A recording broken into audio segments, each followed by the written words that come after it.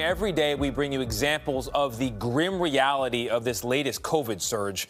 That includes conversations with patients and loved ones, doctors and nurses. And hello, today I present to you an extremely attractive application for music lovers. It's completely free. You can listen to music online or download unlimited music to use whenever you don't have internet. The powerful search function helps you find anything you want. Trust me. It's hard not to find what you're looking for because the search function is really powerful. Application download link is attached in the description of the video. I'm pretty sure you'll like it. Thanks. Today, we speak with emergency workers who see patients before they get to the hospital. Almost all of the COVID patients who need their help have not received a vaccine. Our lead national correspondent, David Begnaud, rode along with a crew in Louisiana to find out what they're up against. How long have you been waiting? I have been waiting for 3 days. 3 days? Yes. You've been here for 3 days? For 3 days. Huh? Yes, 3 days. Oh my God, wow. What's your name, ma'am?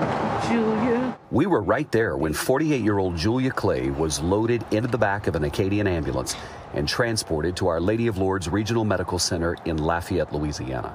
59% of the beds here are filled with COVID patients, and 93% of them are unvaccinated. And now Clay is one of them. Waiting, and I'm taking the vaccine. You wish you would have taken the vaccine? Yeah. Acadian Ambulance, which is based in Louisiana, is the largest privately owned ambulance company in the country. We spent 3 days with them. Dr. Chuck Burnell is their chief medical officer. Of your call volume, how much is dominated by COVID patients? Around 30 to 40% of our call volume involves COVID patients. 211, I'm en route. 27-year-old Trent Tarbutton is a field supervisor for Acadian. I think we have 3 of them right now currently waiting. He took us to Lafayette General, where ambulances were backed up because there were no ER beds available. Recently, medics have had to wait here with patients anywhere from 30 minutes to 3 hours. We kind of just have to tell the hospital, like, look, find something. We don't care where you put this patient. You have to put them somewhere because we need to run emergencies. Tarbutton's supervisor is Keisha Trahan. We're all drowning. We're all drowning and sucking air through a straw. But people will say it's not as bad as you're saying it is. I would tell them they might want to come work in EMS. Come in the ER. Come, because the nurses feel it. We feel it. This COVID surge has also forced Acadian to transfer some patients out of state. This is Allison. Louisiana has a call center in Baton Rouge that is focused on finding available beds and advanced care for patients around the state. All right, so y'all can't accept? We were there when trauma care coordinators David McCarroll and Allison Lafitte tried finding a bed for an elderly man in central Louisiana who had gone into cardiac arrest. Hey, it's Allison at Learn Again. There were 15 hospitals within 100 miles, but they told us they could not find a single available bed. They have no beds, no staff to take care of him. That's where we're at today. And that's where we've been. Okay, so y'all not gonna transfer? After 2 hours looking, Lafitte says the doctor told them the patient's condition had worsened and he could no longer be transferred. He has since gone back into cardiac arrest a couple of times. It's been a roller coaster ride for the family. Again, Dr. Chuck Burnell. A lot of patients that we deem would not probably benefit from the hospital are already being treated in place at home and being left at home. They have not refused to transport anyone yet. We're days away from that happening right now, less than a week. It's the unthinkable, but he's got to juggle other priorities too, like speaking almost daily with medics who are not vaccinated. 2 of those unvaccinated employees you met at the start of our story.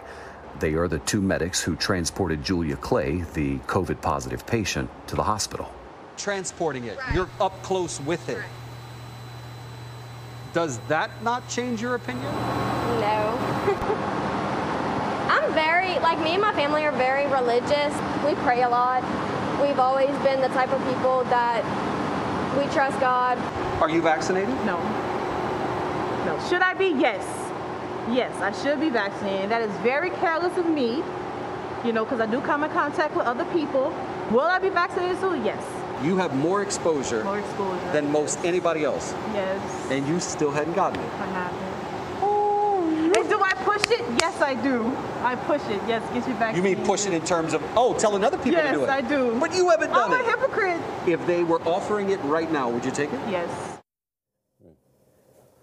We should, and that's why it's confusing, guys, to people when they see medical workers that say, I'm not going to get it either. Well, we have an update on that. Yeah. What is it? Keontae Williams, the woman we saw at the very end there, she has subsequently been vaccinated. Nice. You'll see her there. Nice. So that's good news all around. But my jaw just drops when I hear it boggles your mind. The nurse at the back of the ambulance say, I won't do it. But did you also hear Keontae Williams say, yes, I'm a hypocrite. I'm a hypocrite. I'm telling people to get it.